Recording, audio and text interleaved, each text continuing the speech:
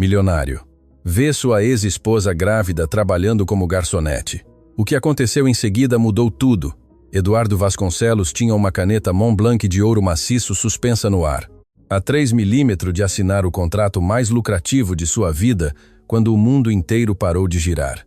Ele estava sentado na mesa principal do Le Diamant, o restaurante mais exclusivo e elitista de São Paulo, na Zona Sul. Ao seu redor, 3 executivos imobiliários esperavam sua assinatura para fechar uma compra de 15 milhões de reais. Tudo era perfeito.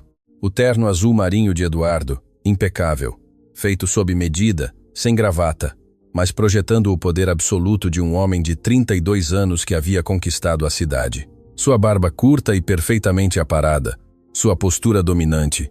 Ele era o rei do mundo, um homem que sempre vencia, um homem que havia superado a maior humilhação de sua vida, ou assim ele pensava. Seu olhar, frio e calculista, desviou-se por um segundo do papel sobre a mesa de toalha branca, e foi então que ele a viu. O impacto roubou o oxigênio de seus pulmões. Foi como bater contra um muro de concreto a 200 km por hora. A uns 15 m de distância, na área menos iluminada do salão, havia uma mulher limpando uma mesa. O contraste era violento, quase grotesco.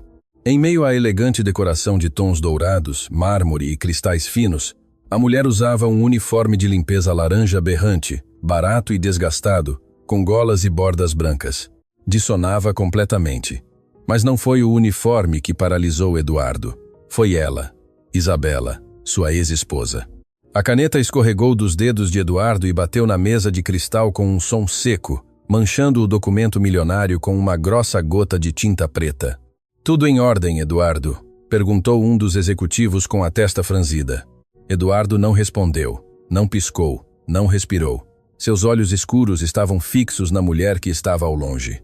Sua mente, acostumada a processar números e estratégias em frações de segundo, colapsou diante da imagem irracional que tinha à sua frente. 9 meses atrás, Isabela Rocha, a mulher que ele amava com uma devoção cega, havia jogado os papéis do divórcio em seu rosto. Ela havia dito que estava farta dele, que havia encontrado alguém melhor, alguém que realmente tinha tempo para ela, e havia partido sem levar um único centavo, supostamente para viver um romance de luxo na Europa, com um herdeiro europeu. Eduardo havia passado quase um ano odiando-a, engolindo o veneno da traição, afogando sua dor no trabalho, até se tornar um magnata de aço, frio e intocável. Mas a mulher que ele tinha a 15 metros de distância não estava em Paris, não estava coberta de joias, nem vestindo alta costura. Isabela estava esfregando a madeira de uma mesa com um pano branco de maneira frenética, errática, como se sua vida dependesse de remover uma mancha de molho. Seu cabelo castanho claro, que antes sempre caía em ondas perfeitas, agora estava preso em um rabo de cavalo desgrenhado. Sua pele clara estava avermelhada. Grossas gotas de suor desciam por sua testa e seu pescoço. Ela parecia emaciada, pálida, com profundas olheiras violetas sob os olhos, o olhar fixo para baixo, completamente quebrada. E então Isabela virou-se de perfil para alcançar a outra ponta da mesa. O coração de Eduardo parou de repente. Debaixo daquele uniforme laranja asfixiante e barato, o ventre de Isabela era enorme, redondo, pesado e baixo. Uma gravidez muito avançada, mínimo 8 meses. O cérebro de Eduardo fez o cálculo matemático com a velocidade de um chicote. 9 meses de divórcio, 8 meses de gravidez. "Não", murmurou Eduardo, a voz áspera, mal um roçar em sua garganta. "Eduardo, Sr. Vasconcelos", insistiu o advogado do outro lado da mesa, alarmado pela palidez cadavérica que havia coberto o rosto do empresário. Eduardo se levantou de um empurrão. A pesada cadeira de carvalho rangeu violentamente contra o chão de mármore, atraindo os olhares curiosos de um par de mesas próximas. Eduardo não se importou. Não se importava com o contrato, nem com os 15 milhões, nem com sua reputação. Todo o barulho do luxuoso restaurante, o tintilar das taças de cristal baccarat, os talheres de prata, as risadas suaves da elite paulistana desvaneceram-se, tornando-se um zumbido surdo. Ele só havia. Isabela parou um segundo, soltou o pano sobre a mesa e levou uma mão à base das costas, arqueando-se com uma expressão de dor muda. Respirava pela boca exausta, como se o peso de seu próprio corpo e o da criatura que carregava dentro estivessem prestes a quebrar sua coluna vertebral. Essa mulher que um dia foi a dona da metade de seu império. A mulher que caminhava com a testa erguida e um sorriso radiante. Agora parecia um animal encurralado e à beira do colapso físico. Eduardo deu o primeiro passo em direção a ela. Seus punhos estavam tão cerrados aos lados de seu terno azul marinho que os nós dos dedos ficaram brancos. Uma mistura tóxica de raiva, confusão e um pânico visceral começou a ferver em suas veias. O que diabos estava acontecendo? Onde estava o amante milionário? Por que a mulher que destruiu sua vida estava limpando os restos de outras pessoas? E de quem era aquele filho que deformava seu corpo e a obrigava a arrastar os pés? Eduardo avançou pelo corredor central, desviando de um garçom. Seu olhar sério, implacável e contemplativo não se despegava dela. Ele ia exigir respostas. Ele ia destruí-la com palavras se fosse necessário. Ele ia cobrá-la por cada noite de insônia. Mas antes que pudesse chegar, outra figura se interpôs na cena, bloqueando o caminho de Isabela. Era Marcelo Silva, o gerente-geral do Le Diamant, um homem de 45 anos, de terno cinza impecável, com o rosto tenso e a arrogância de quem gosta de humilhar aqueles que estão abaixo de seu status. Eduardo parou a 3 metros de distância, parcialmente oculto por uma grande coluna de mármore e um arranjo floral extravagante. Ele estava perto o suficiente para ouvir tudo, mas fora do campo de visão de sua ex-esposa. Marcelo olhou a mesa que Isabela acabara de limpar e então passou um dedo indicador pela borda de madeira. Ele o levantou no ar com nojo, como se tivesse tocado algo radioativo. "É a isso que você chama de limpar, Rocha", sibilou o gerente. Sua voz baixa, mas carregada de veneno, projetada para não interromper os clientes ricos, mas perfeita para destruir sua funcionária. "Eu pago para que o lugar brilhe, não para que você espalhe a sujeira de um lado para o outro." Isabela baixou a cabeça imediatamente. Eduardo sentiu um chicote no peito ao ver aquele gesto. A Isabela que ele conhecia jamais, sob nenhuma circunstância, abaixava a cabeça diante de ninguém. Era feroz, orgulhosa, uma mulher que não se deixava pisar. Agora seu queixo tocava seu peito em um ato de absoluta submissão. Eu sinto muito, Sr. Silva", respondeu Isabela com a voz trêmula, rouca pela desidratação. "Agora mesmo eu passo o desinfetante de novo. É que eu fiquei um pouco tonta, foi só um segundo." "Não me importam suas desculpas de quinta", acortou Marcelo, aproximando-se dela de forma intimidante. Isabela, com dificuldade devido ao enorme ventre, deu um passo desajeitado para trás. "Você passou a semana toda se arrastando pelo salão. Se continuar se movendo como uma tartaruga, vai para a rua hoje mesmo." "Não, por favor", suplicou ela, levantando o olhar pela primeira vez. Os olhos de Eduardo se arregalaram ao ver o terror absoluto no rosto da mulher que amou. "Senhor Silva, por favor, eu preciso deste trabalho. O aluguel vence na sexta e eu não tenho para a clínica. Juro que vou ser mais rápida. Não me demita. Eu imploro." O som da súplica de Isabela atravessou o peito de Eduardo como uma faca serrilhada. Ele sentiu o sangue bombear em seus ouvidos. A raiva que sentia contra ela, há apenas 2 minutos, estava mutando em um instinto obscuro, primitivo e perigoso. Ele queria assassinar Marcelo Silva com suas próprias mãos. "Esse barrigão que você traz não é problema meu, Rocha", cuspiu Marcelo, apontando para o enorme ventre sob o uniforme laranja. "Eu me importo um demônio se você está grávida. Ninguém te obrigou a abrir as pernas. Aqui você vem trabalhar. Se não consegue acompanhar o ritmo porque seu filho pesa muito, vá pedir esmola na rua, que é onde você pertence. Você tem 3 minutos para deixar esta área impecável, ou pegue suas porcarias e suma. Entendido?" A crueldade das palavras ressoou na pequena área. Uma grossa lágrima silenciosa rolou pela bochecha de Isabela, misturando-se com o suor. Ela apertou os lábios contendo o choro e assentiu freneticamente. "Sim, senhor, entendido. Vou deixar impecável", murmurou agarrando o pano com as mãos que tremiam incontrolavelmente e começando a esfregar a madeira com desespero, dobrando seu corpo com evidente agonia. Marcelo sorriu com satisfação, ajeitando as lapelas do paletó, virando-se para ir embora. Mas não foi muito longe. Uma mão do tamanho de um prato fechou-se em torno de seu pescoço por trás, agarrando o tecido de seu terno cinza com tanta força que os botões de sua camisa ameaçaram estourar. O gerente engasgou em um arquejo sufocado quando foi puxado violentamente para trás. Ele deu de cara com o rosto sombrio de Eduardo Vasconcelos. Os olhos de Eduardo já não eram os de um empresário calculista. Eram os de um predador, a 1 segundo de despedaçar sua presa. Você tem algum problema com ela, lixo? Rosnou Eduardo, sua voz ressoando em um barítono profundo, letal, alto o suficiente para que o burburinho das mesas próximas cessasse imediatamente. Marcelo empalideceu até ficar da cor da cinza. Ele conhecia Eduardo Vasconcelos. Toda a elite de São Paulo conhecia o magnata imobiliário. Era um dos clientes mais importantes e temidos da cidade. Senhor Vasconcelos, gaguejou o gerente tremendo sob o aperto que ameaçava cortar sua respiração. Eu só estava corrigindo o pessoal, não queria incomodá-lo. O som do nome Vasconcelos teve um efeito elétrico a 2 metros de distância. Isabela, que estava esfregando a mesa com os olhos cheios de lágrimas, ficou completamente petrificada. O pano branco escorregou de seus dedos, caindo em câmera lenta até o chão. O oxigênio pareceu ser absorvido da sala. Lentamente, com o terror absoluto desfigurando suas feições, Isabela virou o rosto. Sua respiração parou. Suas mãos se agarraram instintivamente aos lados de seu ventre protuberante, como se tentasse proteger o bebê do olhar que se aproximava. Eduardo soltou Marcelo com um empurrão brutal, fazendo o gerente tropeçar e cair de joelhos sobre o mármore. Mas Eduardo já não olhava para o homem no chão. Seus olhos se cravaram diretamente em Isabela. O silêncio no restaurante foi sepulcral. Os olhares dos milionários ao redor estavam fixos na cena. A tensão era tão densa que podia ser cortada com um cristal. Eduardo a olhou de cima a baixo, o uniforme humilhante, as olheiras, o pânico em seus olhos castanhos e, finalmente, aquela enorme barriga de 8 meses.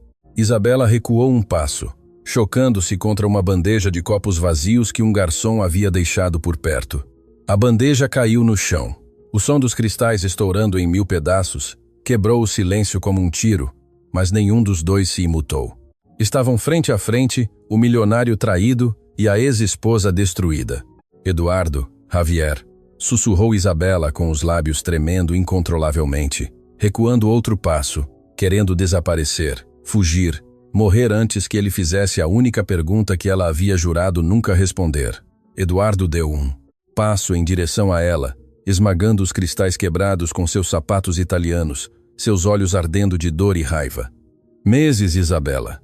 A voz de Eduardo era baixa, áspera e ressoou no silêncio absoluto. Meses desde que você fugiu. Eduardo baixou o olhar para o ventre dela, o cálculo brilhando como uma sentença de morte em suas pupilas. 8 meses de gravidez. Isabela cobriu a boca com as mãos, abafando um soluço, recuando até que suas costas chocassem contra a parede. Não havia saída. O muro que ela havia construído para protegê-lo da verdade acabara de colapsar diante de seus olhos. O silêncio no Le Diamant era absoluto, espesso, quase asfixiante.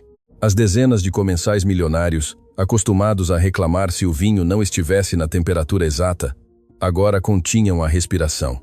Ninguém movia um músculo.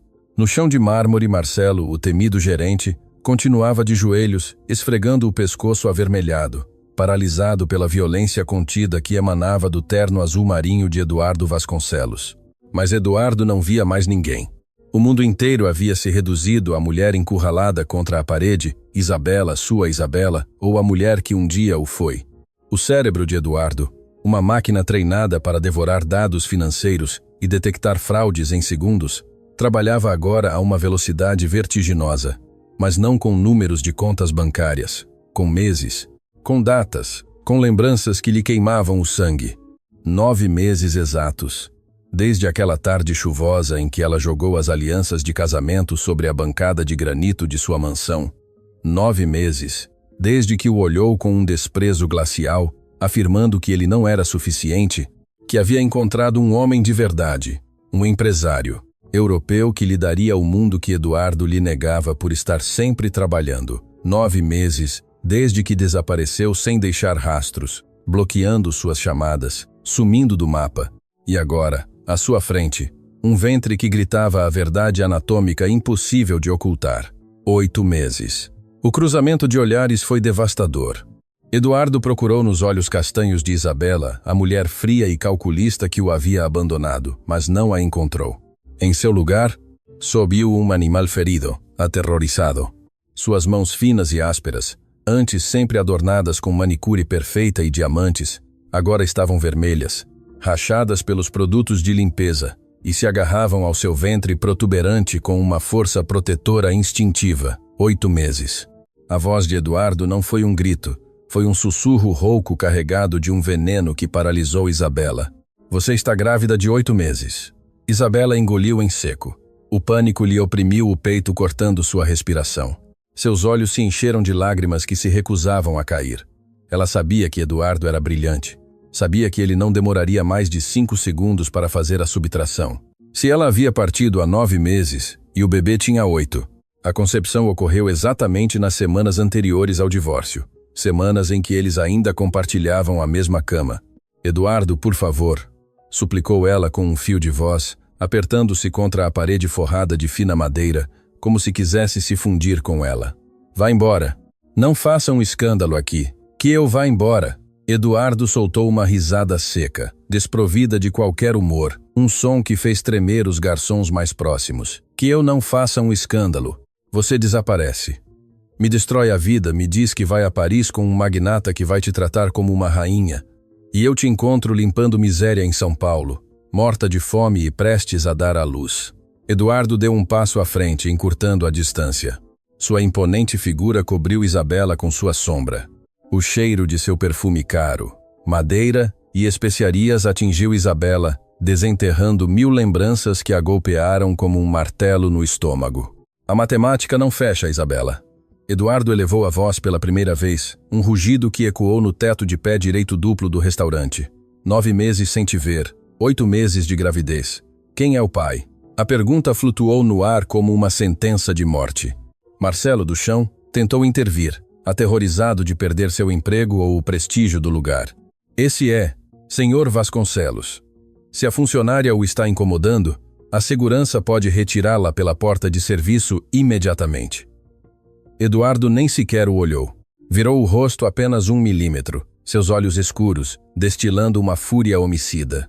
Se você voltar a abrir a boca para chamá-la de funcionária ou tentar tocá-la, eu juro por Deus que compro este restaurante hoje mesmo só para ter o prazer de destruí-lo com você dentro. Cale a boca e não se mexa. Marcelo empalideceu e encolheu-se, fechando a boca hermeticamente. Isabela aproveitou esse segundo de distração. O instinto de sobrevivência, ou melhor, o instinto de proteger o segredo que lhe custara tudo, apoderou-se dela. Ela não podia deixar que ele fizesse perguntas. Ela não podia deixar que ele investigasse. Se Eduardo descobrisse a verdade, os homens que a haviam ameaçado iriam atrás dele, o colocariam na prisão, ou pior. Com um movimento rápido, impulsionado por pura adrenalina, Isabela empurrou desajeitadamente uma cadeira para o corredor, bloqueando o caminho de Eduardo, e correu, ou pelo menos tentou. Correr com o peso de 8 meses de gravidez em um corpo desnutrido era mais um tropeço desesperado. Ela virou-se sobre seus saltos de borracha desgastados e lançou-se em direção às portas vai-vem da cozinha. Isabela, bramou Eduardo, a surpresa congelando-o por um microsegundo antes que seus longos passos reagissem.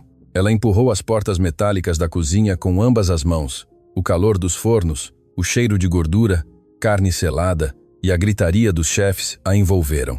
Entrou como um furacão laranja, tropeçando entre os cozinheiros, derrubando uma bandeja de vegetais limpos.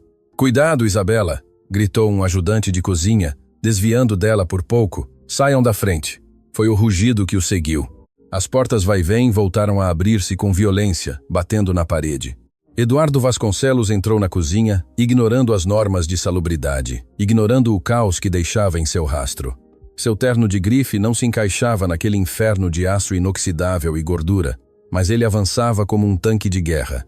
Isabela olhou para trás por cima do ombro, o terror injetado em seus olhos.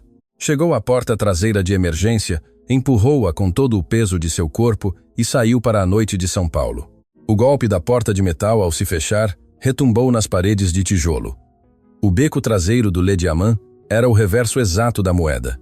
Se lá dentro tudo era luxo, música suave e perfumes franceses, lá fora cheirava a lixo podre, a umidade retida no asfalto e ao esmogue asfixiante da cidade. Uma lâmpada piscando lançava uma luz amarela e doentia sobre os contêineres de lixo industrial. Isabela apoiou-se contra a parede de tijolos frios, respirando pela boca em arquejos roucos. O coração batia tão forte contra as costelas que temia que se quebrassem. Agarrou o ventre com ambas as mãos, sentindo uma pontada aguda na base da pelvis. O bebê se moveu chutando com força, agitado pelo nível de estresse e adrenalina que inundava a corrente sanguínea de sua mãe. Calma, meu amor, calma, sussurrou Isabela com a voz quebrada, fechando os olhos com força, rezando para que Eduardo não a tivesse seguido, rezando para que a deixasse ir. Mas o destino e Eduardo Vasconcelos nunca aceitavam um não como resposta. A pesada porta metálica abriu-se com um chute brutal e um estrondo. Eduardo saiu para o beco. O contraste da escuridão o fez parar um segundo até que seus olhos se ajustassem.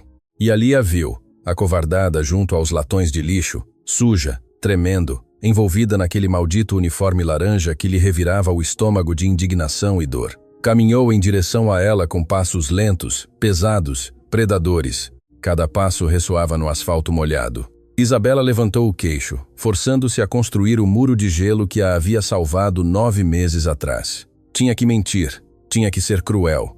Se mostrasse fraqueza, ele cavaria até encontrar a verdade de por que ela o abandonou.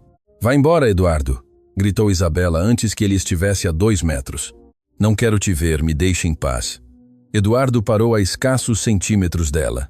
Era tão alto que a obrigava a olhar para cima. Seu rosto estava tenso, as veias de seu pescoço marcadas pela raiva contida. Não havia um ápice do homem apaixonado e suave que costumava preparar-lhe o café da manhã aos domingos. À sua frente estava o tubarão das ruas de São Paulo. "Não vou a lugar nenhum, Isabela. Não até que você me diga o que diabos significa isso." Eduardo apontou com um movimento brusco de cabeça para o ventre da mulher. "Me explique. Por que meu contador poderia somar melhor essa porcaria? Você some dizendo que me odeia, que tem um magnata esperando por você. Você vai embora sem pedir pensão, sem levar um único centavo, supostamente para viver na Europa. E 9 meses depois, eu te encontro limpando miséria em São Paulo, pesando 10 quilos menos e grávida de 8 meses. Isabela apertou os punhos. As unhas cravaram-se em suas palmas. "Não é problema seu. Minha vida não é mais sua." "Claro que é", rugiu Eduardo, golpeando com o punho fechado a parede de tijolo bem ao lado da cabeça de Isabela. O impacto fez com que caíssem pequenos pedaços de argamassa. Isabela pulou assustada, mas não desviou o olhar. "Olhe-me nos olhos, Isabela. Diga-me a verdade. Esse filho é meu?" A pergunta detonou no beco. O silêncio que se seguiu só foi interrompido pela respiração agitada de ambos e pelo zumbido elétrico da lâmpada quebrada. Eduardo baixou o olhar para o ventre. Sua respiração tornou-se errática. Uma mistura de esperança aterrorizada e fúria desoladora cruzou seu rosto. Se aquele bebê fosse seu, se seu próprio filho estivesse limpando mesas, passando fome, arrastando-se pelo chão enquanto ele fechava negócios milionários, brindando com champanhe, a culpa o destruiria. Isabela viu a vulnerabilidade em seus olhos. Viu como a armadura de empresário se rachava por um segundo. Partiu-lhe a alma. Queria abraçá-lo. Queria chorar em seu peito sujando seu terno caríssimo e dizer-lhe que o amava, que nunca deixou de amar, que vendeu todas as suas coisas de valor para pagar os extorsionários que ameaçaram fabricar provas para colocá-lo em uma prisão federal. Queria dizer-lhe que o filho era dele, mas os capangas foram claros. Se ele descobrir, não apenas o prenderemos, o mataremos na cadeia. Você vai embora e desaparece, e se falar, o bastardo não nasce. Isabela engoliu o nó de lágrimas, endureceu a mandíbula e tirou forças do desespero. Seu rosto se transformou adotando uma máscara de arrogância forçada, fria e vazia. "Não seja iludido, Eduardo", disse ela, cuspindo as palavras com um desprezo que lhe queimou a garganta. "O filho não é seu, é dele, do homem por quem eu te deixei." Eduardo sentiu que lhe esvaziavam um balde de água gelada na nuca. A dor física o atravessou. Seus músculos se tensionaram até doer. "Dele?" Eduardo soltou uma gargalhada irônica, áspera, cheia de incredulidade e ressentimento. "Do milionário europeu? E onde ele está? Por que a mulher de um magnata está limpando o que Marcelo Silva sujou vestida de laranja? Onde estão seus luxos, Isabela?" Isabela desviou o olhar, não conseguindo sustentar a mentira diante de seus olhos penetrantes. Olhou para o lixo. "Ele me abandonou." Ela soltou a mentira de repente, a voz trêmula, mas mantendo o personagem. "Foi um erro. Eu fui uma estúpida. O infeliz me deixou quando eu disse que estava grávida.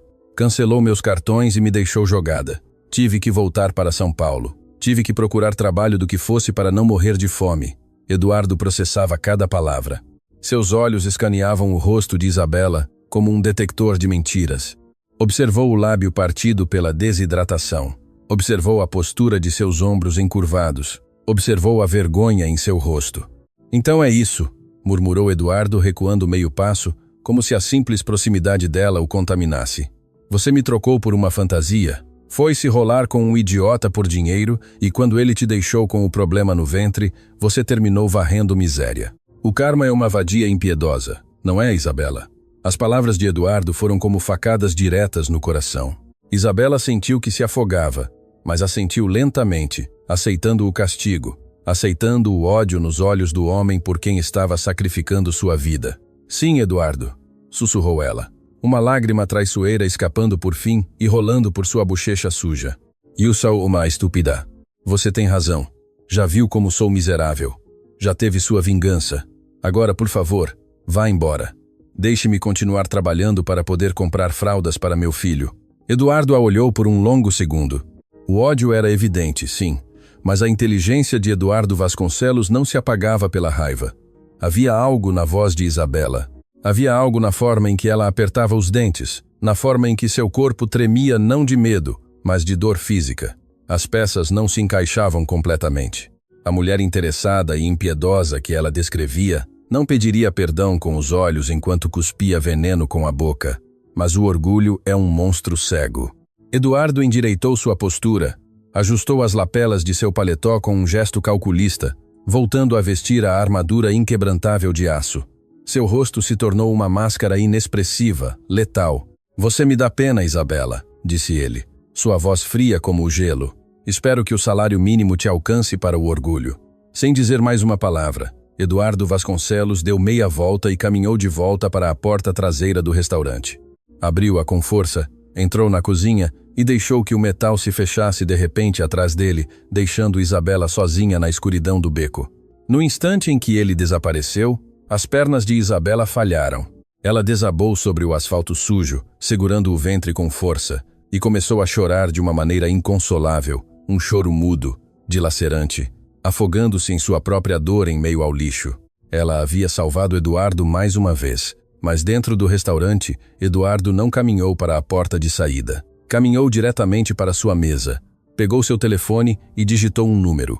Seu instinto ardia como um alarme ensurdecedor. A versão de Isabela era perfeita. Perfeita demais para ser real. E ele ia descobrir a verdade, custasse o que custasse. Eduardo Vasconcelos cruzou as portas vai-vem da cozinha em sentido inverso, deixando para trás o inferno de calor e panelas para se reincorporar ao gélido e perfumado ar do Le Diamant. Seu rosto era uma máscara esculpida em granito. Ninguém no luxuoso salão de jantar se atrevia a olhar-lo diretamente nos olhos, mas todos sentiam a vibração letal que emanava de seu terno azul marinho. A poucos metros, junto à estação de serviço, Marcelo Silva, o gerente-geral, estava de pé, rígido como uma tábua, suando frio e passando um lenço de seda pela testa. Ele tremia. Sabia que havia cruzado uma linha que poderia lhe custar a carreira. Eduardo ignorou Marcelo como se fosse uma barata esmagada no mármore e caminhou com passos longos e decididos até a mesa central. Os 3 executivos imobiliários, que estavam petrificados há 10 minutos, endireitaram-se imediatamente ao vê-lo chegar. O advogado principal, um homem grisalho de terno cinza, esboçou um sorriso nervoso e empurrou o contrato manchado de tinta preta para o centro da mesa de cristal. Eduardo, que bom que você voltou, disse o advogado, pigarreando, fingindo que a cena de violência física e humilhação pública que acabara de presenciar nunca havia ocorrido. Suponho que foi um mal-entendido com o pessoal. Continuamos. Aqui está a caneta. Falta apenas sua assinatura para fechar a aquisição do Le Diamant pelos 15 milhões acordados. Eduardo ficou de pé em frente à cadeira de carvalho. Não pegou a caneta Montblanc de ouro maciço, nem sequer baixou o olhar para o papel. Seus olhos, escuros e turbulentos, percorreram o ostentoso teto do restaurante, as lâmpadas de cristal, as paredes de mogno, e finalmente se cravaram na porta de serviço por onde Isabela havia fugido. Essa imagem não o deixava respirar. Sua ex-esposa, a mulher altiva que exigia rosas de estufa todas as sextas-feiras, escondida entre o lixo de um beco, morrendo de medo, protegendo um ventre de 8 meses. Algo estava terrivelmente errado em toda aquela equação. O negócio está cancelado, soltou Eduardo. Sua voz foi baixa, plana, cortando o ar como uma guilhotina. Os 3 homens na mesa arregalaram os olhos. O advogado grisalho levantou-se de um salto, empalidecendo. O que, Eduardo? Pelo amor de Deus, estamos há 3 meses negociando isso. O preço é uma pechincha. O mercado está no seu ponto mais alto. Você não pode desistir agora por um desentendimento com uma garçonete. Nós lhe damos um desconto adicional. O que você acha? 5% a menos pelo transtorno. Eduardo apoiou ambas as mãos sobre a mesa de cristal e inclinou sua grande estrutura em direção aos executivos. A ameaça silenciosa em sua postura fez com que os 3 homens recuassem instintivamente em suas cadeiras. Não estão me ouvindo, disse Eduardo, pronunciando cada sílaba com uma lentidão arrepiante. Não quero o restaurante. Não me interessa mais comprar o imóvel comercial. Ele fez uma pausa, deixando o pânico se instalar nos rostos dos vendedores antes de desferir o golpe final. Quero o edifício completo. O silêncio na mesa foi absoluto. O advogado piscou, incapaz de processar a reviravolta. A torre comercial, Eduardo, isso não está à venda e mesmo que estivesse, estamos falando de mais de 75 milhões de reais. Os donos não vão ceder o imóvel principal. Tudo tem um preço, atalhou Eduardo endireitando-se e abotoando o paletó com um movimento seco. Ofereçam 100 milhões. Em dinheiro. Transferência imediata em 24 horas. Fechem o negócio hoje mesmo, antes da meia-noite. 100 milhões? É uma loucura, Eduardo. Você está sobrepagando brutalmente. Nenhum analista aprovaria este capricho. Por que diabos você quer o edifício inteiro? Eduardo virou ligeiramente a cabeça e fixou seu olhar assassino diretamente em Marcelo Silva, que estava petrificado à distância, ouvindo a conversa pela metade. Porque como dono do restaurante sou um simples investidor, como dono do edifício sou Deus. Neste pedaço de terra, Eduardo elevou a voz o suficiente para que o gerente o ouvisse. E minha primeira ordem divina será que o Le Diamant tenha um novo proprietário. Será redigido um novo contrato, e a primeira cláusula não negociável exige a demissão imediata de Marcelo Silva, sem liquidação, sem carta de recomendação. E se ele se atrever a processar, usarei todo o meu escritório corporativo para garantir que ele nunca mais consiga trabalho, nem limpando banheiros em um posto de gasolina. Foi claro?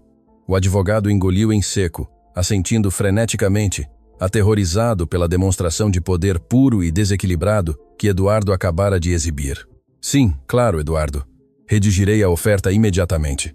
Eduardo deu meia volta e caminhou em direção à saída principal do restaurante. Enquanto avançava entre as mesas, sacou seu telefone celular e discou o único número que lhe importava naquele momento. Não era o de seu assistente nem o de seu banco. Era o de Rojas, seu chefe de segurança e investigador particular, um ex-militar especializado em inteligência que podia encontrar um fantasma no fundo do mar se lhe pagassem o suficiente. Rojas, respondeu ao segundo toque. Senhor Vasconcelos.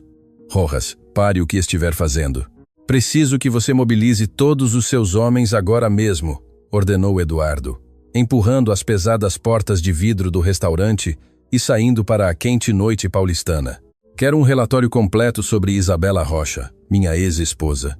Senhor, pensei que o assunto estava encerrado há 9 meses quando ela foi para Paris. Ela nunca chegou a Paris, Rojas. Eu acabei de vê-la. Ela está aqui em São Paulo. Está trabalhando de limpeza e está grávida de 8 meses. Houve um silêncio tenso do outro lado da linha.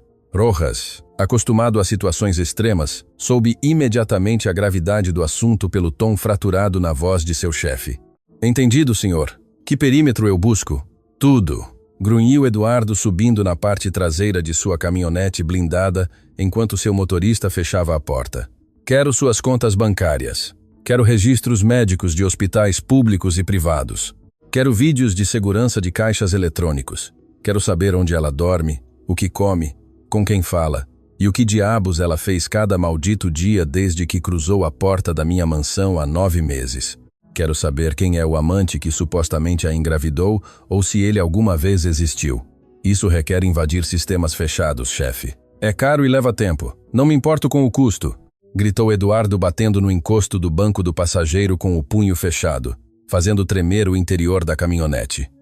Eu te pago para me trazer verdades, não desculpas. Eu a quero despida no papel e quero esse maldito dossiê na minha mesa antes que amanheça. Se você não tiver até às 6 da manhã, estará despedido. Sim, senhor. Mãos à obra. Eduardo cortou a ligação e jogou o telefone contra o assento de couro ao seu lado.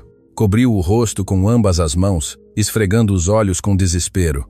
A imagem de Isabela no beco, tremendo, humilhada, esfregando o ventre com suas mãos rachadas, reproduzia-se em sua mente como um filme de terror em looping.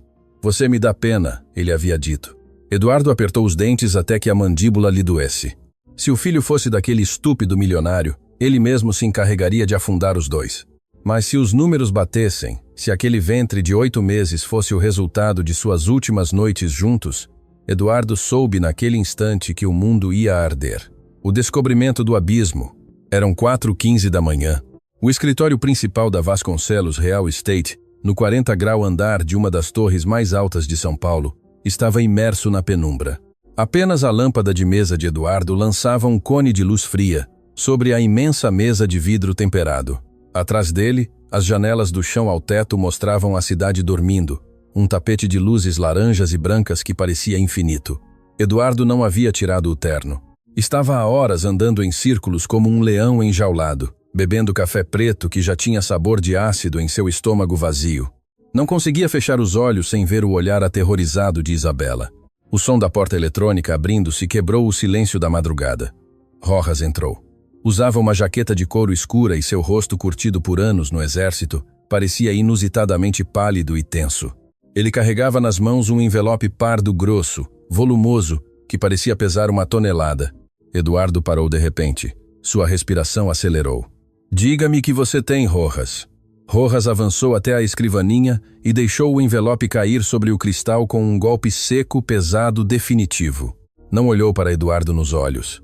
Eu tenho, senhor. Rastreamos tudo. Cruzamos dados da Receita Federal, registros do INSS, câmeras urbanas do CICC e hackeamos o histórico de seus cartões cancelados.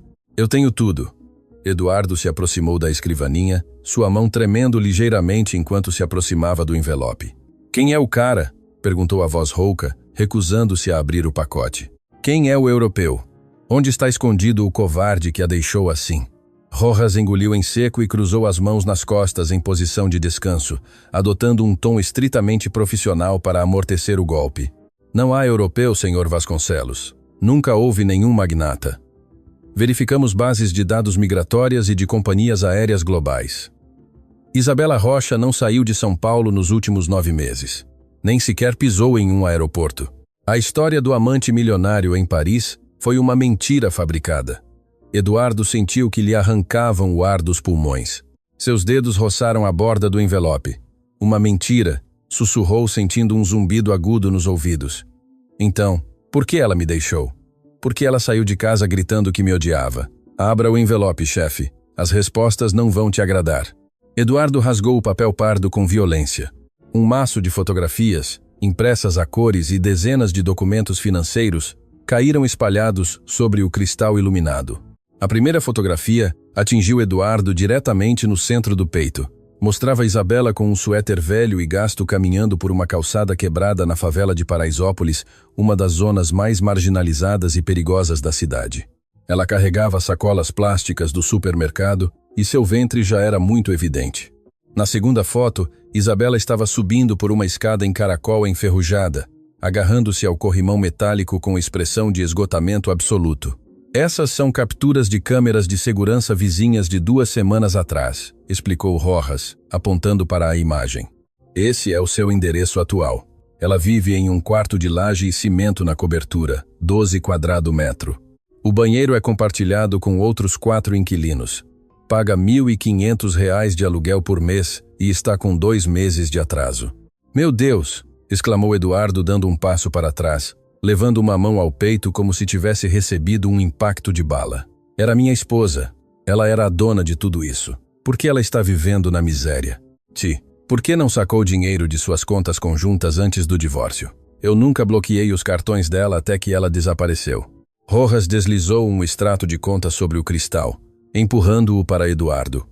Os números estavam destacados em marca-texto fluorescente, amarelo. Senhor, Ela esvaziou suas contas pessoais 3 dias antes de pedir o divórcio. Vendeu seu carro Mercedes. Empenhou todas as suas joias, incluindo o anel de noivado de 5 quilates que você lhe deu. Rematou suas bolsas de grife e suas roupas de marca para casas de penhores por menos do seu valor real. Reuniu em menos de 72 horas quase 3,9 milhões de reais em dinheiro. O cérebro de Eduardo colapsou. A matemática financeira não fazia o menor sentido. 9 milhões de reais. E ela está vivendo em um quarto de laje morta de fome.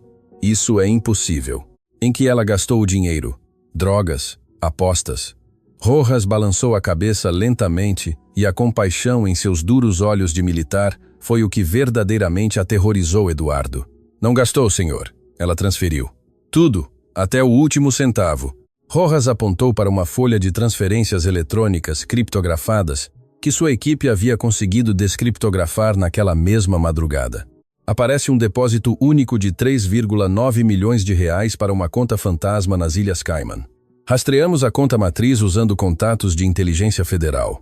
Essa conta offshore não pertence a nenhum amante, Sr. Vasconcelos. Pertence aos testas de ferro de Ricardo Andrade e Gustavo Dantas. O nome dos 2 homens detonou na cabeça de Eduardo como uma bomba atômica. Ricardo e Gustavo, seus antigos sócios majoritários, os homens que Eduardo havia descoberto cometendo uma fraude massiva na construtora 1 ano atrás. Eduardo os havia expulsado da empresa em uma reunião de diretoria brutal, tirando-lhe sua porcentagem e ameaçando-os com enviá-los a uma prisão de segurança máxima se voltassem a se aproximar de seu império. O que Isabela tem a ver com Ricardo e Gustavo? Eduardo sentia que a sala girava, a luz fria da lâmpada lhe queimava os olhos. Revisamos as câmeras de segurança do perímetro de sua mansão de 9 meses atrás, exatamente 2 dias antes de a senhora Isabela lhe pedir o divórcio. Lembra que o senhor esteve em uma viagem de negócios em Nova York naquela semana? Eduardo assentiu mecanicamente. O suor frio começou a escorrer por sua testa. Rojas tirou uma última fotografia do fundo do envelope. Estava escura, granulada, tirada por uma câmera de rua, mas a imagem era inconfundível. Mostrava a entrada de ferro forjado da mansão Vasconcelos. E ali, parados em frente à porta interceptando Isabela, que acabara de descer de seu carro, estavam Ricardo e Gustavo, flanqueados por 2 homens armados. Eles a interceptaram quando estava sozinha. Senhor, disse Rojas, a voz grave e sombria. Segundo os informantes do submundo que contatei há 1 hora, Ricardo e Gustavo tinham em seu poder documentos falsificados e testemunhas compradas suficientes para incriminá-lo pelo golpe que eles cometeram.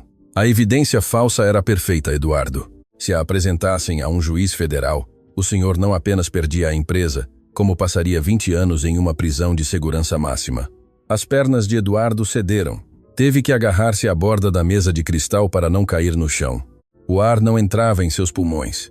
Eles extorquiram Isabela. Continuou Rojas sem piedade, destapando o poço de horror.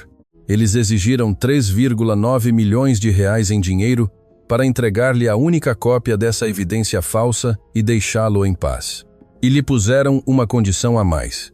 Ela tinha que se divorciar do senhor e desaparecer.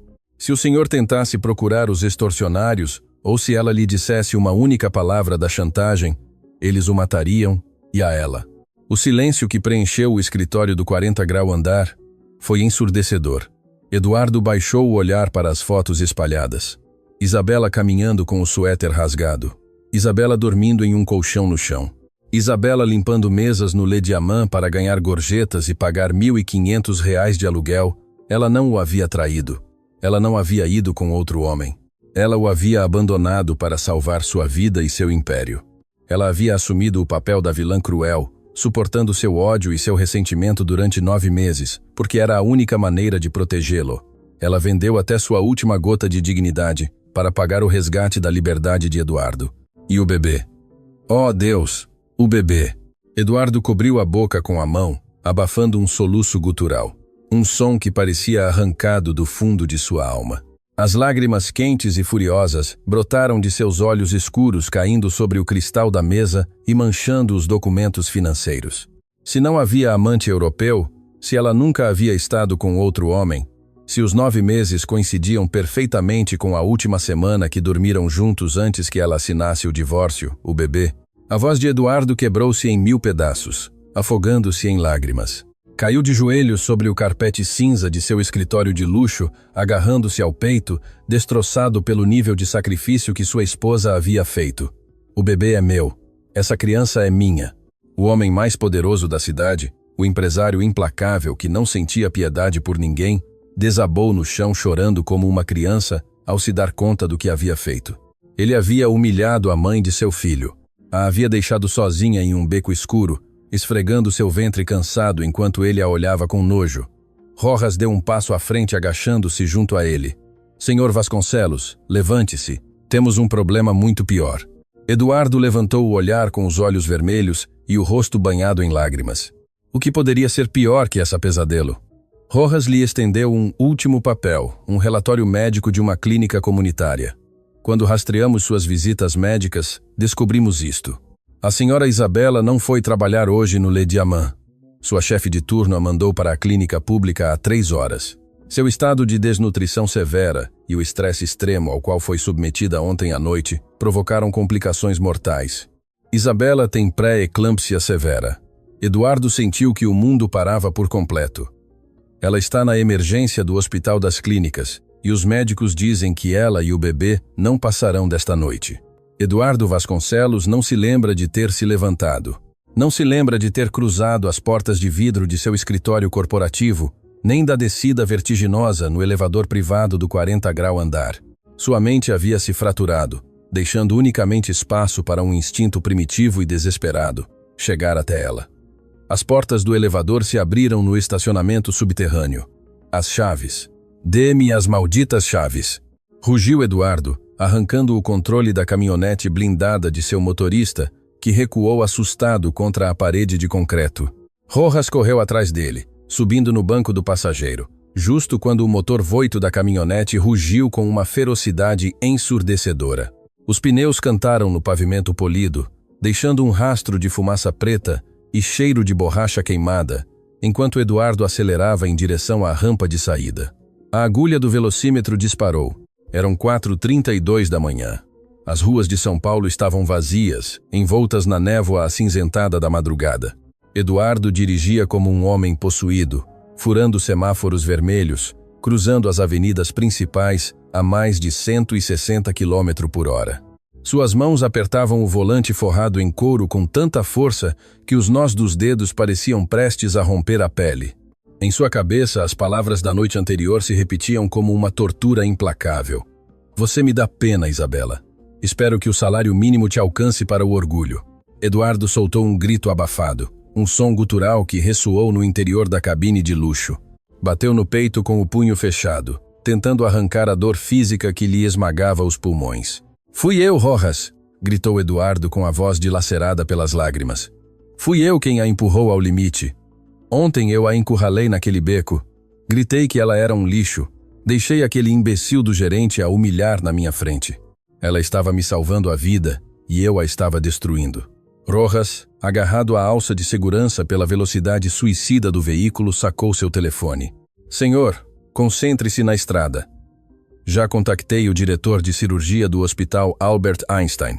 Tenho 3 especialistas particulares a caminho do Hospital das Clínicas. Eles têm ordens de transferi-la para a melhor suíte de cuidados intensivos do país assim que chegarmos. O dinheiro não será um problema. Não me importo com o dinheiro. Rugiu Eduardo com os olhos injetados em sangue, as lágrimas embaçando sua visão.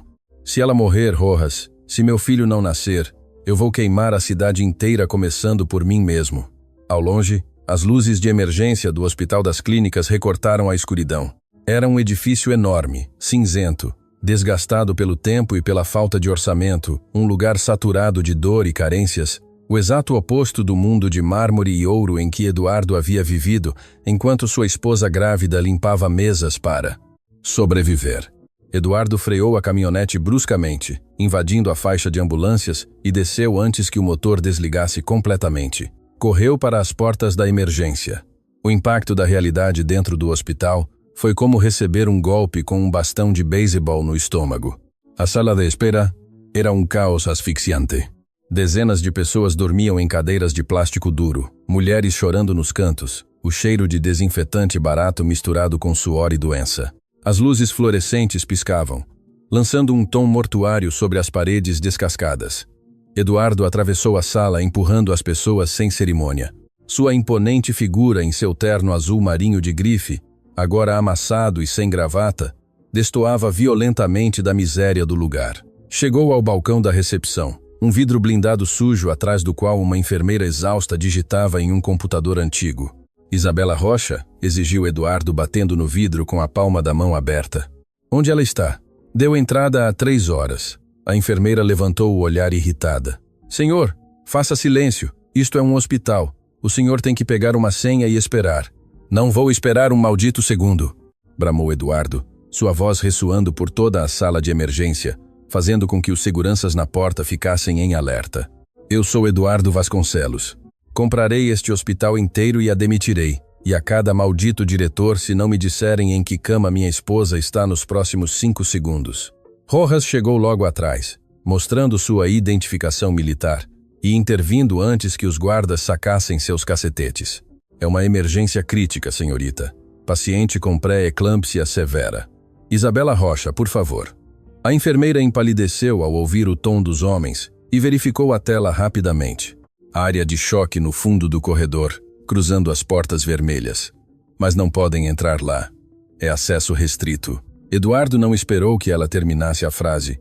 Correu para as portas duplas vermelhas, empurrando-as com ambos os braços. A área de choque era um inferno de movimento. Máquinas apitando freneticamente, enfermeiros correndo com bolsas de soro, médicos gritando ordens. E ali, na cama número 4, separada apenas por uma cortina de tecido sujo, ele a encontrou. O mundo de Eduardo parou. O oxigênio abandonou a sala. Isabela estava estendida sobre os lençóis brancos, pálida como mármore. Seus lábios, antes cheios e rosados, agora tinham um tom azulado e rachado. Tinha tubos de oxigênio no nariz e 3 vias intravenosas cravadas nos braços finos e machucados. O asqueroso uniforme laranja de limpeza havia sido cortado com tesouras para colocar os monitores, deixando à mostra seu enorme ventre de 8 meses. Mas o que quebrou definitivamente a alma de Eduardo não foram os tubos nem as máquinas, foi ver suas mãos. As mãos de Isabela, caindo inertes aos lados da cama, estavam cobertas de feridas, cortes e queimaduras químicas, por usar alvejantes industriais sem luvas de proteção. O homem que controlava o destino financeiro de meio país caiu de joelhos junto à cama de metal barato. Meu amor, sussurrou Eduardo, a voz quebrada afogando-se em seu próprio choro. Isabela, meu Deus, o que fizeram com você? O que eu deixei que fizessem com você?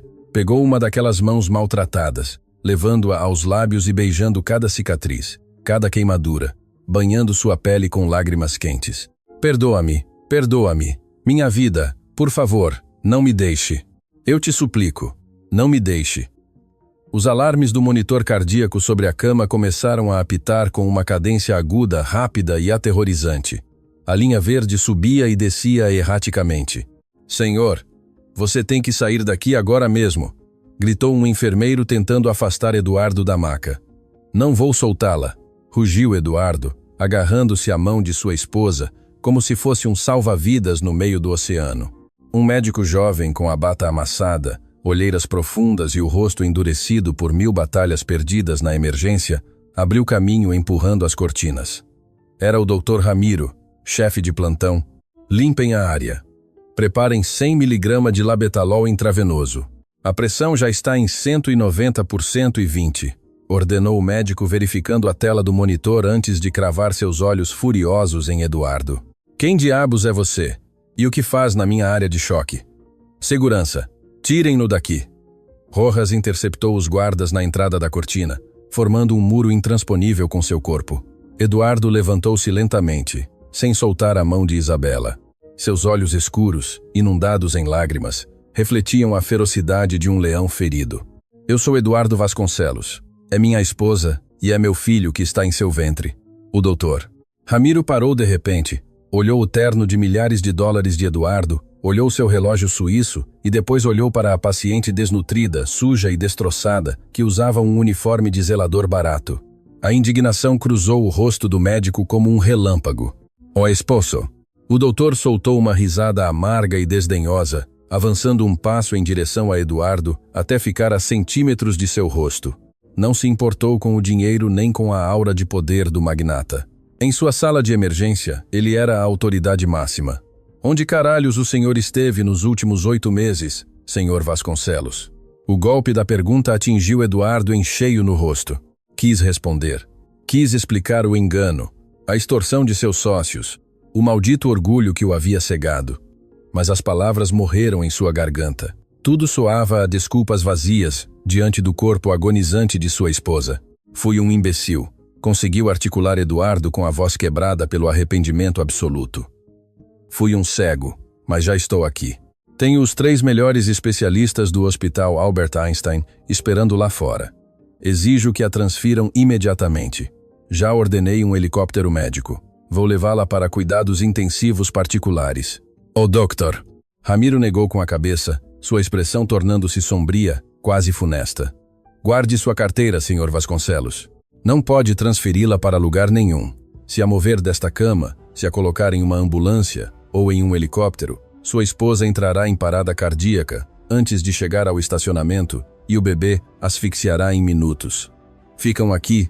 Eduardo sentiu o sangue gelar nas veias. O pânico, cru e asfixiante, paralisou-o completamente. O que ela tem? Sussurrou Eduardo, o terror desfigurando suas feições. Diga-me exatamente o que ela tem e como eu conserto. O doutor. Ramiro pegou uma pasta de alumínio cinza aos pés da cama e a jogou no peito de Eduardo. Eduardo a agarrou por instinto. Leia você mesmo, já que parece ter respostas para tudo. Cuspiu o médico ajustando a máscara de oxigênio de Isabela. Não é só pré-eclâmpsia, Vasconcelos. Sua esposa está morrendo de esgotamento crônico e desnutrição severa. Seu nível de hemoglobina é de 7. Está anêmica. O corpo desta mulher tem se consumido para manter o bebê vivo. Eduardo abriu a pasta. Os números médicos dançaram diante de seus olhos, mas as anotações à margem do paramédico que a recolheu no restaurante foram dagas diretas ao seu coração. Paciente encontrada inconsciente. Jornada laboral de 14 horas diárias em pé. Ingestão calórica mínima nos últimos meses. Estresse pós-traumático severo. Revisamos seus pertences procurando um contato de emergência, continuou o doutor apontando para uma bolsa de tecido barata e rasgada no canto da sala. Não trazia um tostão para comprar uma garrafa de água, senhor Vasconcelos, mas trazia seus comprovantes da casa de penhores. Ela tem penhorado até seus sapatos para pagar as consultas de uma clínica de bairro, certificando-se de que o bebê recebesse as vitaminas que ela não estava consumindo. Eduardo caminhou desajeitadamente até a cadeira de plástico, pegou a velha bolsa de tecido de Isabela e a abriu com as mãos trêmulas. No interior não havia maquiagem de grife nem cartões dourados. Havia um suéter remendado, um pote vazio com restos de arroz branco, 3 recibos de penhor amassados e, em um envelope de plástico protetor, perfeitamente cuidado, ao contrário do resto de suas coisas, um ultrassom em preto e branco. Eduardo tirou a imagem. Era um perfil perfeito, o nariz pequeno, a testa, o milagre da vida abrindo caminho em meio ao inferno que ela havia suportado em solidão. Na borda inferior, com a letra cursiva de Isabela, havia uma frase escrita em tinta azul: "Para que seu papai esteja a salvo, meu amor." O choro de Eduardo irrompeu incontrolável, destruindo qualquer fachada de homem duro que lhe restava. Caiu sobre a cama, abraçando o ventre protuberante de Isabela, manchando o lençol branco com suas lágrimas de agonia. "Acorda, por favor. Sei o que você fez por mim. Sei que você vendeu sua vida para me salvar desses malditos. Não morra, pelo amor de Deus. Não me deixe este império vazio sem você." O doutor. Ramiro o observou. A raiva diluindo-se lentamente diante da crueza da dor do magnata, compreendendo que a história por trás daquela tragédia era muito mais obscura que o simples abandono.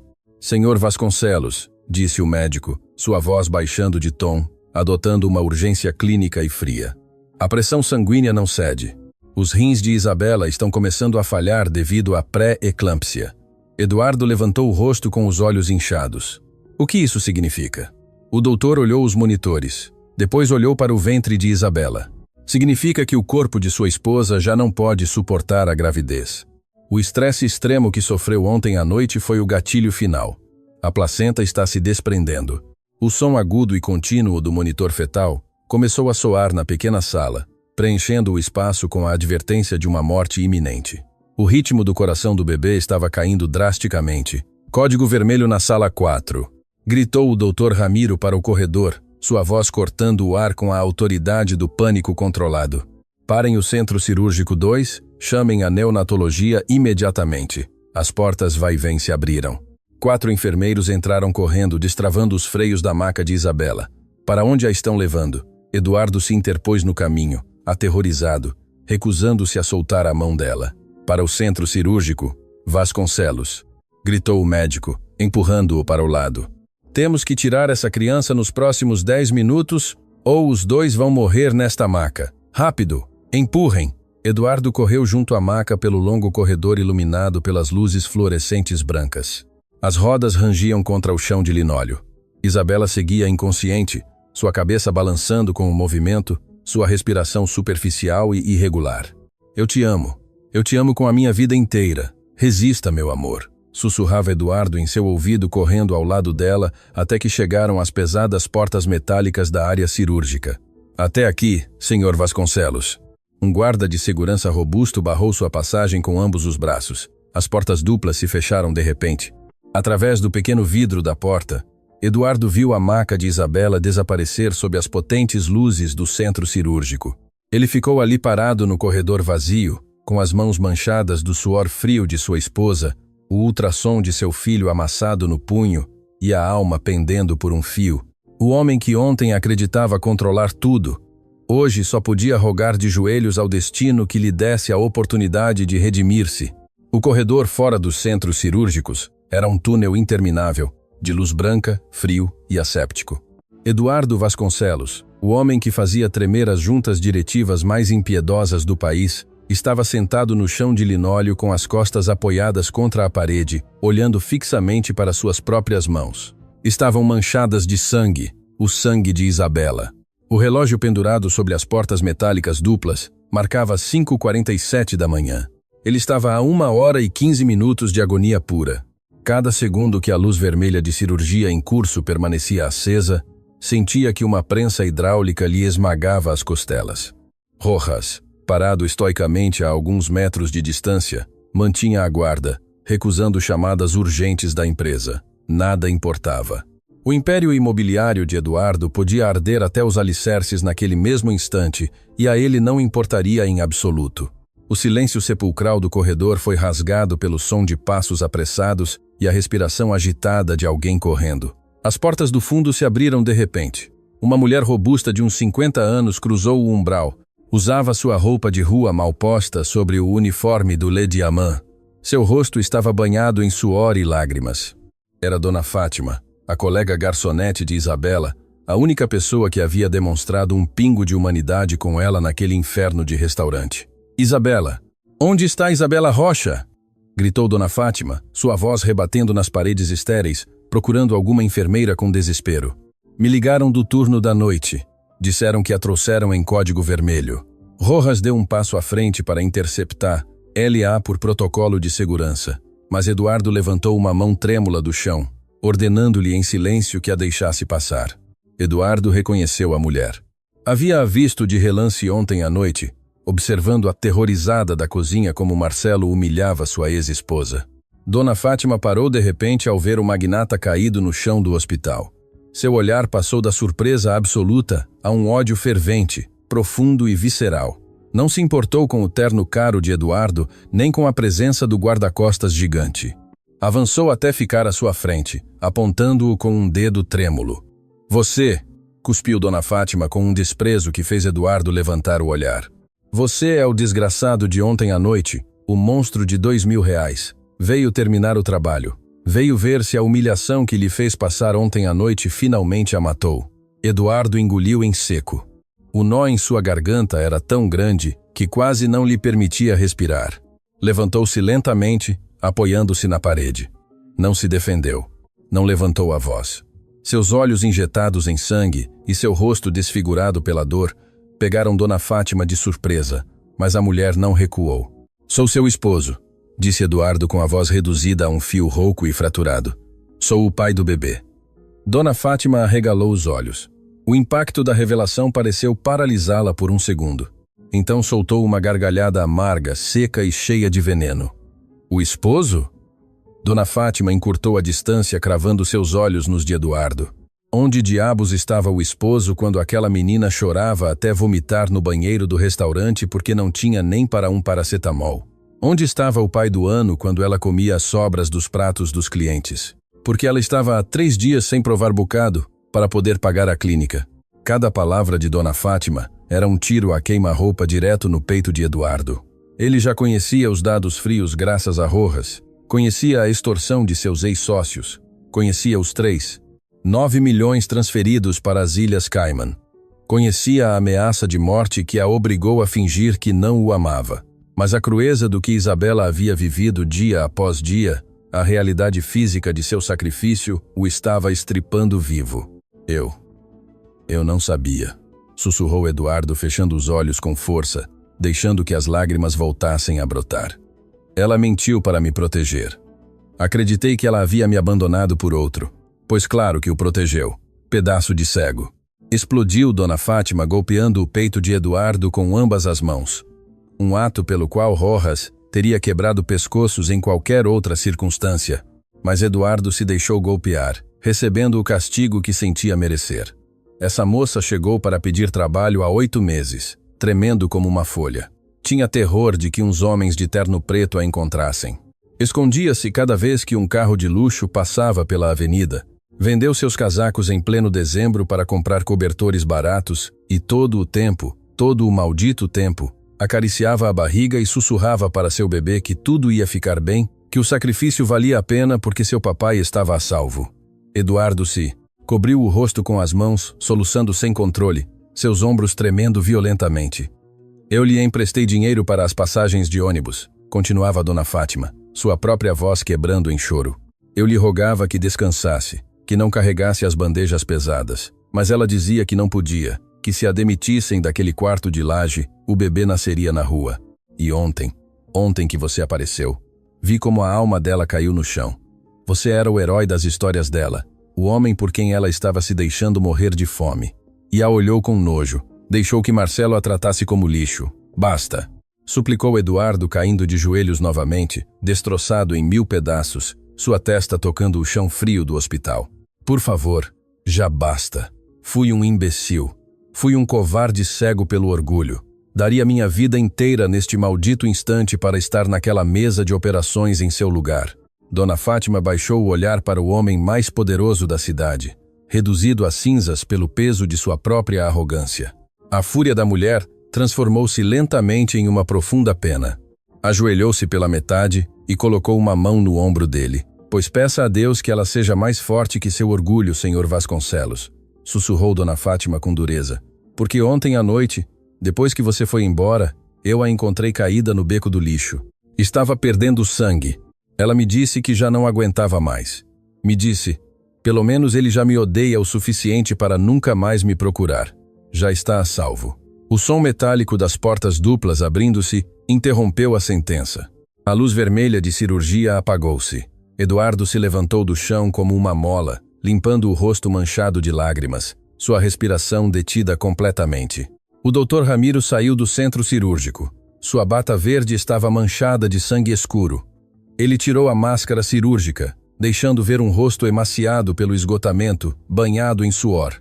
Suspirou profundamente e olhou para Eduardo. Doutor. Eduardo mal conseguiu pronunciar a palavra, o terror absoluto gelando seu sangue.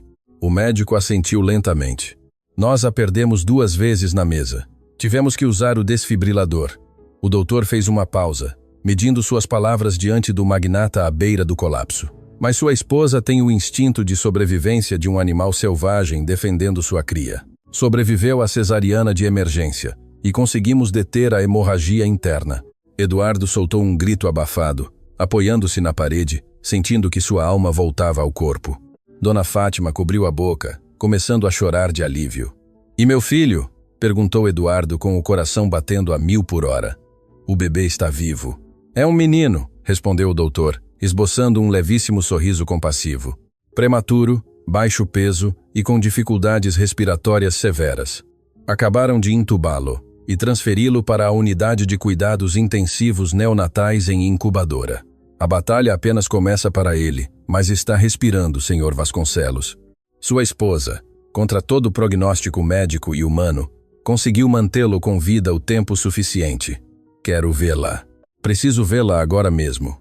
Exigiu Eduardo, o desespero injetando nova energia. Ela está na sala de recuperação pós-operatória. Mal está recuperando a consciência da anestesia, advertiu o doutor. Está extremamente fraca. Um susto forte ou um pico de estresse agora mesmo poderia provocar um infarto. Entre sozinho e, pelo amor de Deus, tente não a alterar.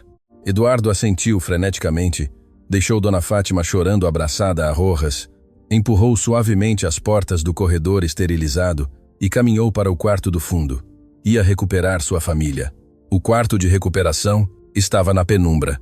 O único som era o apito rítmico constante e milagroso do monitor cardíaco. Cheirava a iodo, a desinfetante forte e a lençóis recém-lavados.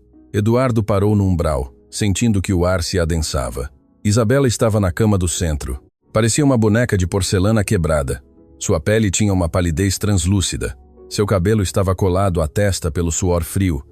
E seus braços, cheios de hematomas pelas vias intravenosas da transfusão de sangue, descansavam inertes sobre as cobertas brancas. O imenso inchaço de seu ventre havia desaparecido, deixando uma planície enfaixada que evidenciava o brutal procedimento que acabara de sofrer. Eduardo avançou a passos lentos, aterrorizado de que o som de seus sapatos quebrasse a frágil bolha de vida que mantinha sua esposa respirando. Parou junto à grade de metal da cama, observou o rosto que havia amado cada dia de sua vida adulta, o rosto que havia odiado durante 9 meses por culpa de uma mentira fabricada para salvar-lhe a vida. O nível de devoção que esta mulher lhe havia demonstrado era algo que ele, com todo o seu poder e dinheiro, jamais poderia pagar nem em 1000 vidas. Lentamente, como se suas pálpebras pesassem toneladas de chumbo, Isabela começou a reagir. Seus cílios tremeram, seus olhos castanhos se abriram desorientados, nublados pelos narcóticos, procurando focar o teto cinza do quarto. Seu olhar baixou lentamente e encontrou a figura de terno azul marinho parada junto à sua cama. O corpo inteiro de Isabela se tensionou de repente. O terror retornou aos seus olhos com a força de um tsunami. A máquina de frequência cardíaca começou a acelerar seu apito drasticamente. Isabela tentou sentar-se, ignorando a dor lancinante e dilacerante dos pontos da cesariana em seu abdômen. Não, não, sussurrou Isabela, sua voz soando como lixa, levantando uma mão fraca para empurrar o peito de Eduardo. Eduardo, vai embora daqui. Calma, meu amor, calma, não se mova. Eduardo a segurou pelos ombros com uma delicadeza extrema, forçando-a suavemente a deitar-se sobre os travesseiros. Você não entende, soluçou Isabela respirando agitadamente, lágrimas de pânico puro transbordando por suas bochechas pálidas. Vão te ver. Se souberem que você está comigo, se suspeitarem que descobriu algo, vão te colocar na cadeia. Eles têm provas, Eduardo. Vão te destruir, vão te matar. Por favor, vá embora. Finja que eu não existo. Me odeie, mas vá embora. O nível de sacrifício o destroçou. Mesmo agora, recém-operada, tendo estado a 1 minuto da morte, seu único instinto, seu único pensamento era protegê-lo. O magnata imobiliário, o homem que não baixava o olhar para ninguém no país, caiu de joelhos pesadamente sobre o chão do quarto. O som do golpe ressoou nas 4 paredes. Eduardo entrelaçou suas mãos limpas e grandes com as mãos pequenas, rachadas e machucadas de sua esposa. Agarrou-se a elas e apoiou a testa contra a grade de metal da cama, rendendo-se completamente.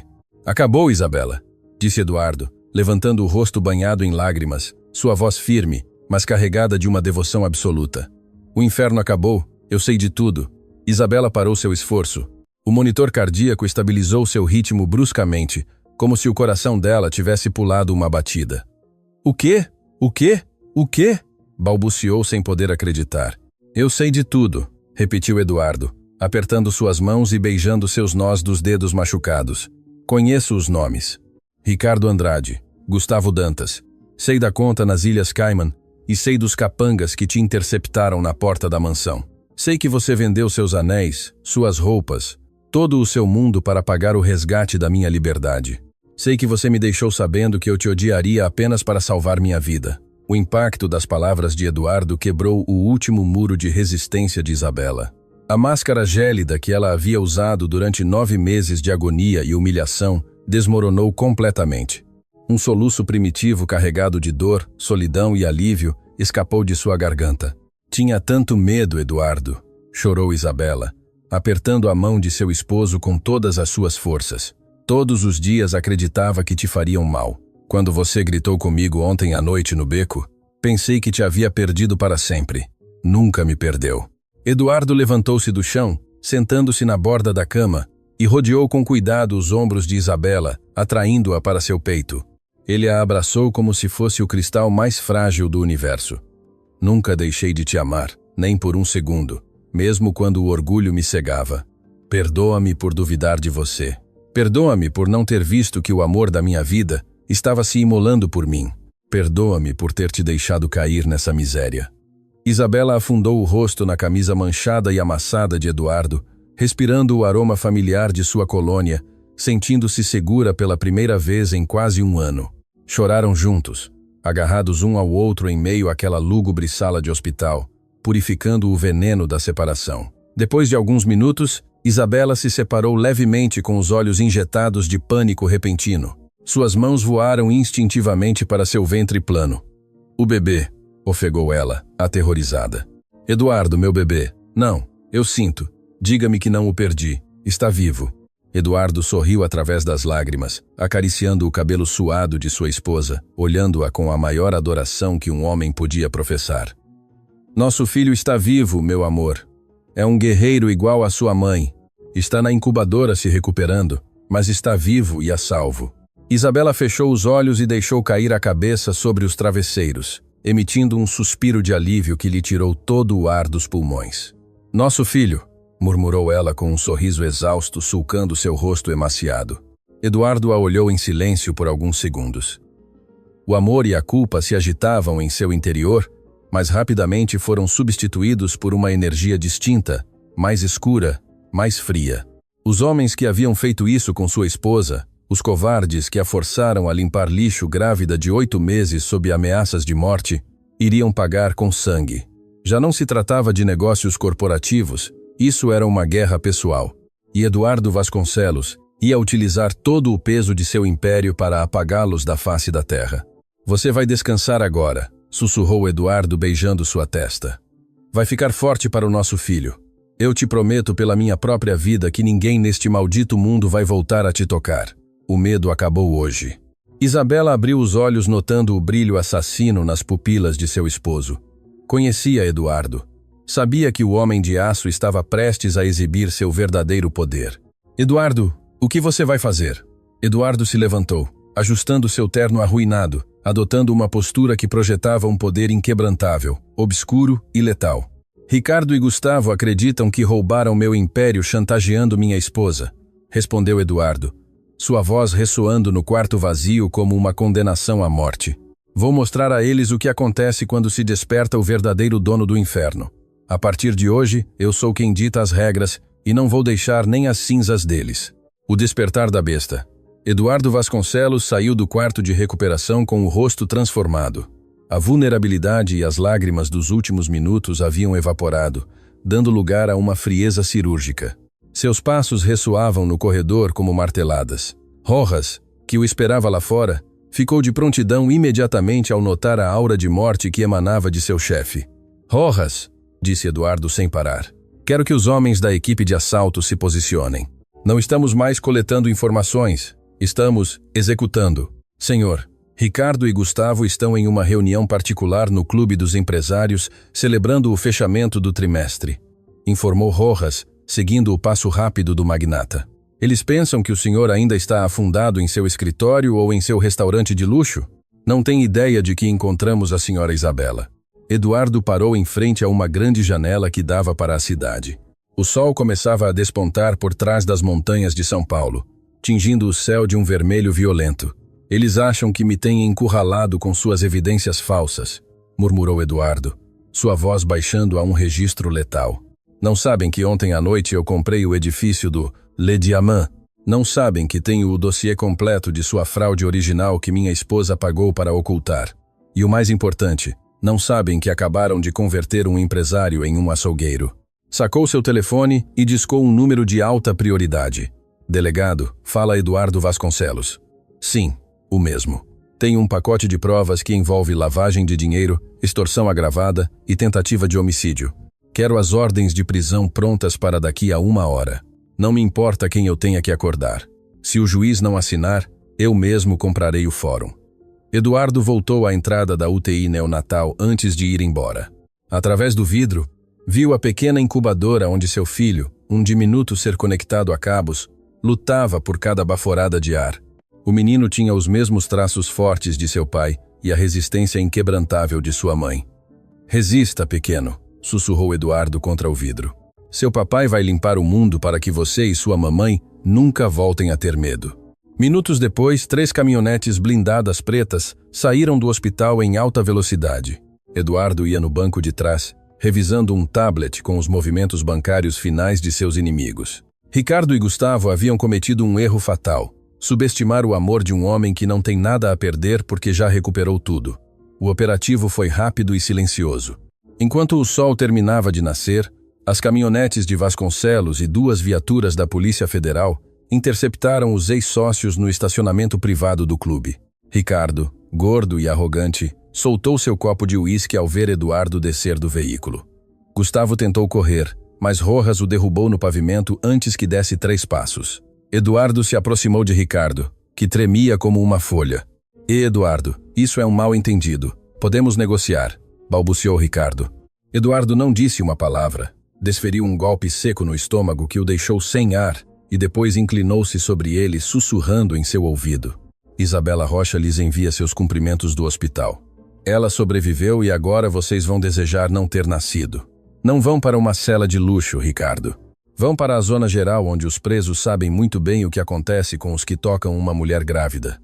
Enquanto a polícia os levava algemados, Eduardo viu como seus impérios de papel desmoronavam. Havia recuperado a evidência. Havia destruído seus inimigos e, pela primeira vez em 9 meses, podia respirar sem sentir cinzas nos pulmões. O preço da redenção. 3 meses depois.